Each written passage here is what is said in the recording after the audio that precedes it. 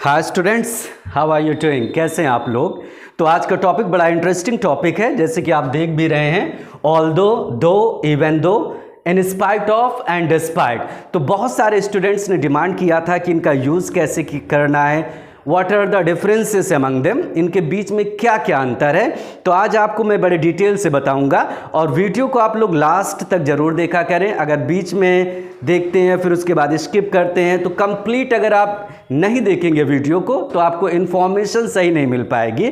और ये ऐसे वर्ड्स हैं ना, ये ऐसी चीज़ें हैं जो आपके एग्जामिनेशन में अक्सर पूछी जाती है। मैं हमेशा बोलता हूं कि अक्सर पूछी जाती है तो इसका मतलब फ्रीक्वेंटली, हमेशा नहीं, अक्सर पूछी जाती है, तो कभी कभी प्रॉब्लम भी हो जाती है। तो चलिए लेट्स स्टार्ट। तो स्टार्ट करते हैं। तो यहाँ पर देखिए, सबसे पहले हम लोग मीनिंग जानते हैं कि इनकी मीनिंग क्या है। तो यहाँ पर जैसे लिखा हुआ ऑल्दो, दो, इवन दो, इन तीनों का मतलब होता है यद्यपि। यद्यपि आप लोगों ने सुना होगा। और यहाँ पर लिखा हुआ इन spite of, in spite of का मतलब क्या होता है? के बावजूद। और यहां पर एक वर्ड है डिस्पाइट, और डिस्पाइट का भी मतलब क्या होता है? के बावजूद। अब कुछ मैं आपको इंफॉर्मेशन बता रहा हूं, ध्यान से सुनिएगा। अगर हम बात करें ऑल्दो, दो, इवन दो, तो ये तीनों हमारे क्या हैं? कंजंक्शन है। याद रखिएगा, इनको हम लोग क्या नाम देते हैं? They are called conjunction. बहुत से लोग इसको कनेक्टर भी नाम देते हैं। क्या नाम देते हैं? कनेक्टर। या तो आप इनको क्या बोल सकते हैं? कंजंक्शन, या तो आप इनका नाम दे सकते हैं कनेक्टर। और यहां पर अगर हम इसकी बात करें इन स्पाइट ऑफ, डिस्पाइट की, तो ये हमारे क्या हैं? प्रेपोजिशन। सबसे पहले आपको ये जानना जरूरी है, फिर से समझ लीजिए आप लोग। इनको हम लोग क्या बोलते हैं? कंजंक्शन, और इनको हम लोग क्या बोलते हैं? They are called preposition. अब कंजंक्शन का फंक्शन तो आप लोग जानते हैं कि दो सेंटेंसेस को आपस में वो कनेक्ट करेगा। तो कहने का मतलब ये हुआ कि अगर आप ऑल्दो, दो या इवन दो कुछ भी लगाएंगे तो यहाँ पर आपको क्या लेना पड़ेगा? सब्जेक्ट और वर्ब लेनी पड़ेगी। कोई भी टेंस हो सकता है, प्रेजेंट, पास्ट और फ्यूचर। यहाँ पर भी आपको क्या लेना पड़ेगा? सब्जेक्ट यूज करना पड़ेगा, और यहाँ पर क्या होगी? वर्ब आ जाएगी। यहाँ पर भी आपको क्या लेना होगा? सब्जेक्ट यूज करना होगा, और फिर उसके बाद आपकी क्या हो जाएगी? वर्ब आ जाएगी। फिर सेंटेंस आगे बढ़ेगा, फिर एक और सेंटेंस मिलेगा, क्योंकि कंजंक्शन जो होता है वो दो सेंटेंसेस को आपस में कनेक्ट करता है, सिंगल सेंटेंस को तो कनेक्ट नहीं कर पाएगा। तो ये सारे हमारे कंजंक्शन हैं और ये हमारा प्रेपोजिशन है। तो प्रेपोजिशन में होता क्या है, देखिए मैं आपको बता दे रहा हूं। प्रेपोजिशन में आपको करना क्या होगा डियर, थोड़ा सा समझ लें। तो प्रेपोजिशन अगर आपने यूज किया तो प्रेपोजिशन के बाद आपको क्या मिलेगा? नाउन मिलेगा। क्या मिलेगा?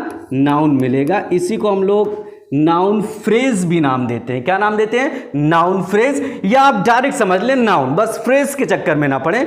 प्रेपोजिशन के बाद आपको क्या मिलता है? नाउन मिलता है। या कभी कभी प्रेपोजिशन के बाद आपको वर्ब की फर्स्ट फॉर्म में आईएनजी मिल जाती है। क्या मिल जाती है? वर्ब की फर्स्ट फॉर्म में आईएनजी मिल जाती है। इसको आप लोग याद रखिएगा। हाँ, एक इंपॉर्टेंट बात आप लोग और याद रखिए, इन स्पाइट ऑफ मीन्स के बावजूद, लेकिन कहीं पर भी अगर आपको एग्जाम में डिस्पाइट ऑफ मिल गया तो दैट इज रॉन्ग। डिस्पाइट के बाद आप लोग ऑफ का इस्तेमाल मत करिएगा। इन स्पाइट के बाद ऑफ लगेगा, डिस्पाइट के बाद ऑफ नहीं लगेगा।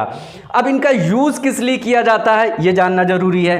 तो इनका यूज हम लोग किस लिए करते हैं? In order to show contrast. क्या दिखाने के लिए?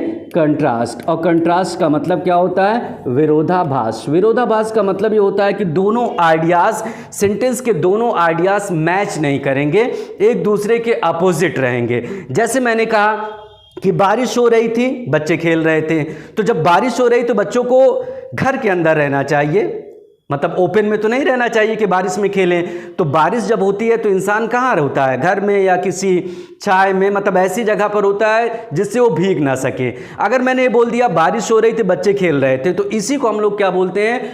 कॉन्ट्रास्ट या कॉन्ट्राडिक्शन, विरोधाभास। तो चलिए स्टेप बाय स्टेप हम लोग डिटेल से बात करते हैं। तो देखिए, सबसे पहले हमें बात करना होगा ऑल्दो और दो पर हमें बात करना होगा। देखिए ऑल्दो, ऑल्दो का मतलब क्या होता है? यद्यपि। इसी की जगह आप चाहें तो बोल सकते हैं, दो भी बोल सकते हैं, कोई प्रॉब्लम नहीं है, दो भी बोलेंगे।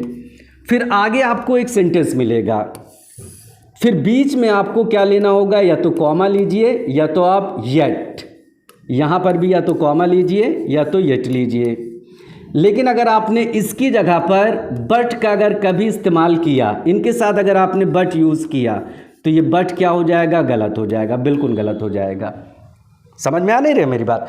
तो ऑल्दो और दो के साथ जब सेंटेंस की शुरुआत करेंगे तो बीच में या तो आपको कॉमा लेना होगा या तो आपको येट लेना होगा। वैसे मोस्टली इंसान कॉमा ही इस्तेमाल करता है, लेकिन आप बट का इस्तेमाल कभी नहीं करिएगा।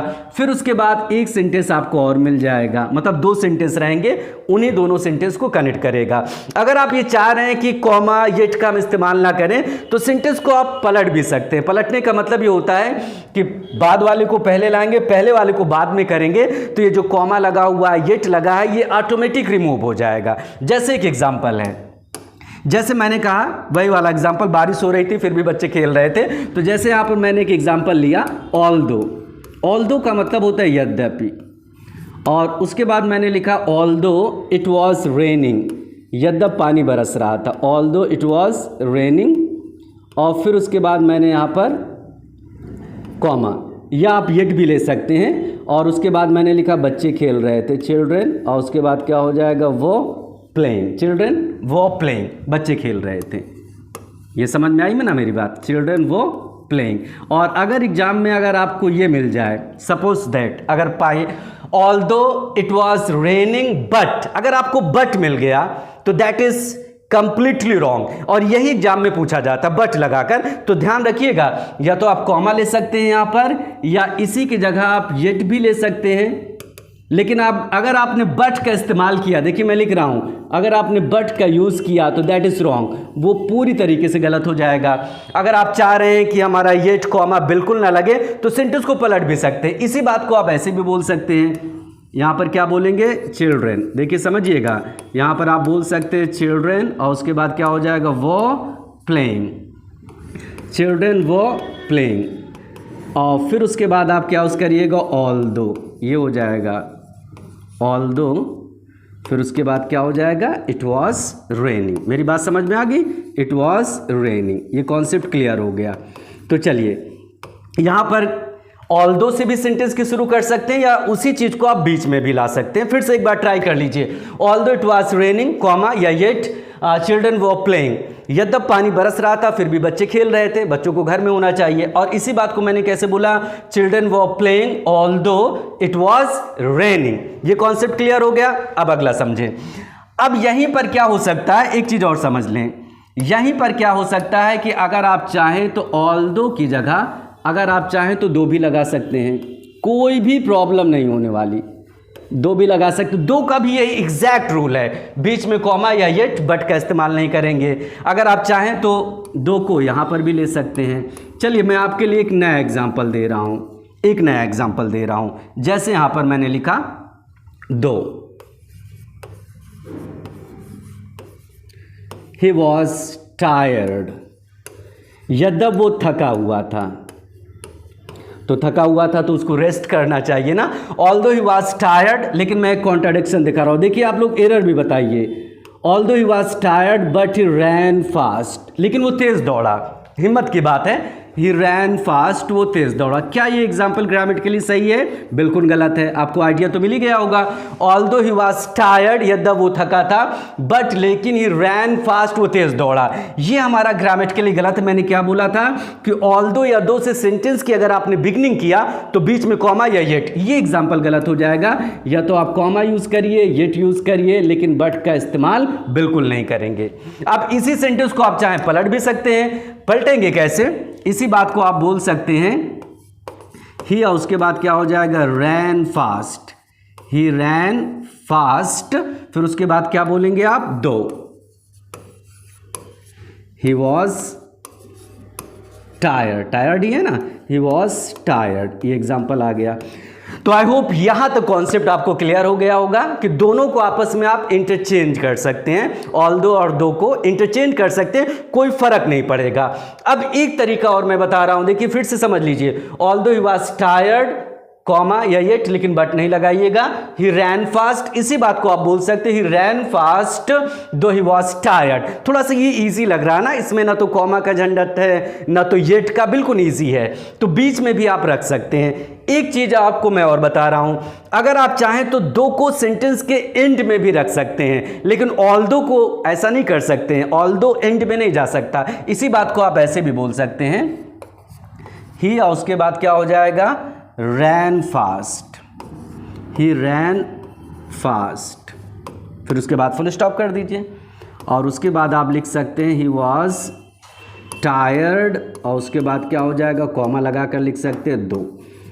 लेकिन यहाँ पर अगर आप चाहें कि ऑल्दो हम लगा दें तो ऑल्दो का इस्तेमाल आप नहीं कर सकते हैं। देखिए मैंने क्या लिखा, ही रैन फास्ट, वो तेज़ दौड़ा, ही वॉज टायर्ड दो, यद्यप वो थका हुआ था, ये भी तरीका है। अगर लास्ट में अगर आपको ऑल्दो मिल जाएगा तो सेंटेंस गलत है, क्योंकि ऑल्दो की पोजीशन या तो बिगनिंग में होती है या तो मिड में, बीच में, लेकिन लास्ट में नहीं हो सकती है। और दो की पोजीशन कहाँ कहाँ हो सकती है, शुरू में भी हो सकती है, बीच में भी हो सकती है और लास्ट में भी हो सकती है। तो यहाँ तक ये कॉन्सेप्ट आपको क्लियर हो गया होगा।